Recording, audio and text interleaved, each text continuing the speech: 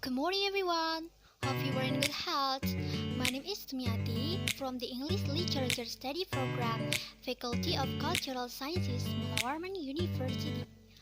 So, in this video, I will review the material of cultural theory in the subject of cultural theory with the lecturer who teaches the course, Mr. Nasrullah. Okay, let's just review the material. Culture, structure, and agency. Three themes at synthesis. The relationship between system of meaning and human action has long been a theme in cultural theory.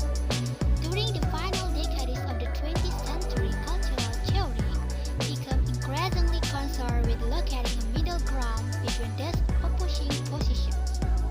In earlier chapter, we looked brightly at neo-functionalism.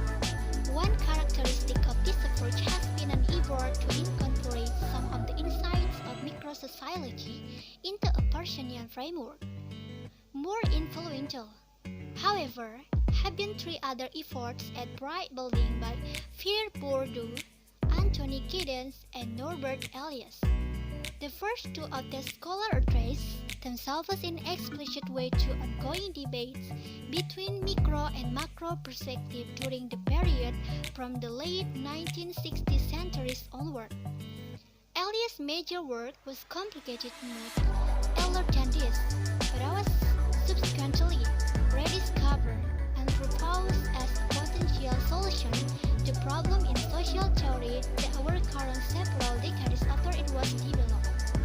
While these authors differ in terms of approach, we will see that in each case culture operates as a bridge between the social structure and the acting self. The first is Pierre Bourdieu. The French sociologist Pierre Bourdieu is arguably the most important figure in cultural theory and cultural research today. While the intellectual quality of his thought is one significant factor in accounting for this status, the ability of his work to appeal to diverse audiences is equally crucial. Bourdieu there is something for nearly everyone. His work attempts to synthesize micro and macro level of analysis. He draws upon the critical sociologies of Marx and Weber, but in a non-dictionary way. He was developed abstract theoretical models and conducted detailed middle range empirical studies. This provides credibility with both hardcore theories and more methodological cultural sociologies. His empirical works cut over a number of fields, examples like education, popular, and culture. He has developed a number of concepts, examples like fields, habitus, and cultural capital, which are both intellectually compelling and widely transposable to various research areas. Cultural capital does not work in a vacuum, but rather is a force at play in a wider social structure. The concept of the file is central to Bourdieu's model of complex societies. According to Bourdieu, these are domains of social life such as arts, industry, the law, medicine, politics, and so on. Next, evaluation of Bourdieu. Bourdieu's supporters suggest that his work offers one of the best models of culture that we currently have available for social science research. Certainly, a case can be made that this work addresses a number of key themes in contemporary theoretical debate. Ideas about cultural capital and habitus provide essential insight into the form and structure of culture. Bourdieu points to the autonomous role of culture and cultural struggles in determining both individual and institutional outcomes. His work is able to powerfully theorize the relationship between culture and agency. Next slide, the second person, Anthony Giddens. Anthony Giddens' theory of structural regions is widely held to present one of the most influential efforts to overcome the division of micro and macro through an appreciation of the role of culture in social life.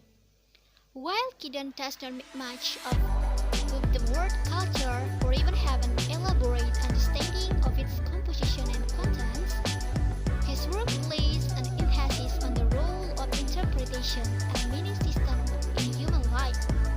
It should therefore be considered an important intervention of the field of cultural theory. His approach is the base expressed in the title Constitution on Society.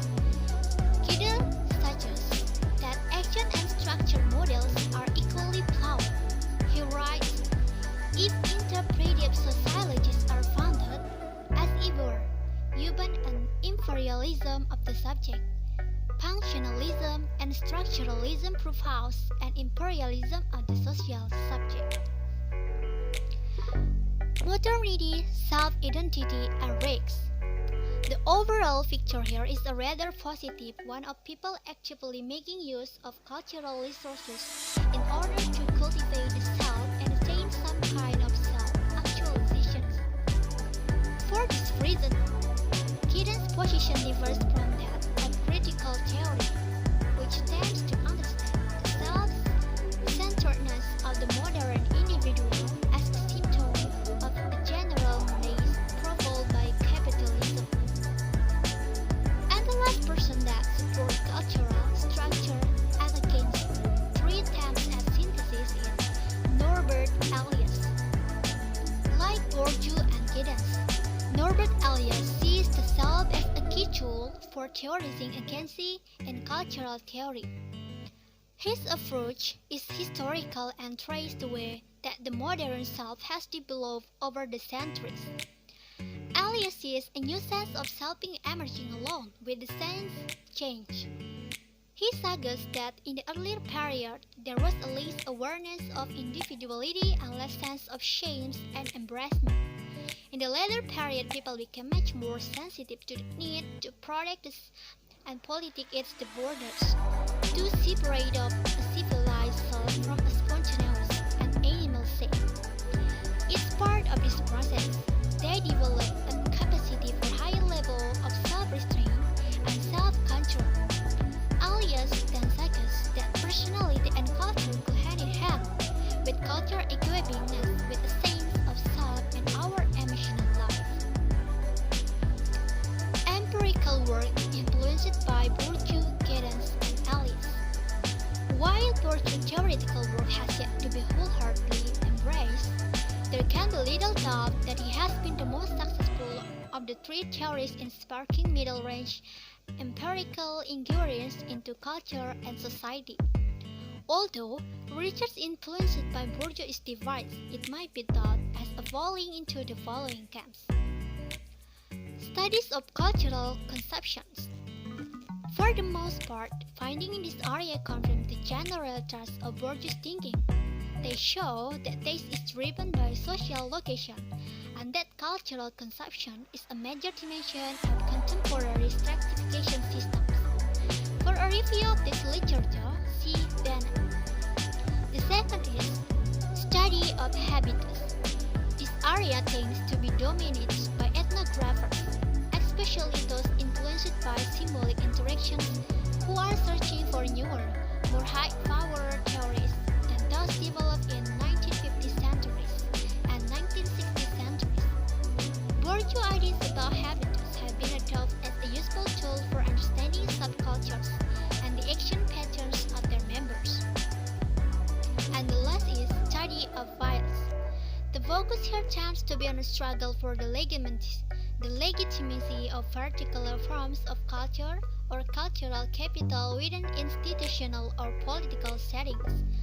Following the agenda set by the Bourdieu's own work, the two most significant areas at present are studies of art and artworks, and research on academic and intellectual things. In the former areas, ideas of file are often combined with the theories about labeling and struggle for cultural recognition, example like of graffiti. In the second area, the concept of file is often tied to research in the sociology of knowledge traditions, with the aim of research being to identify how certain scholars and the theories gain ascendancy over others. So guys, Why? Well, so that summary of the material from culture, structure, and agency, three attempts at synthesis. Hopefully it's useful for all of us. Thank you, and see you later.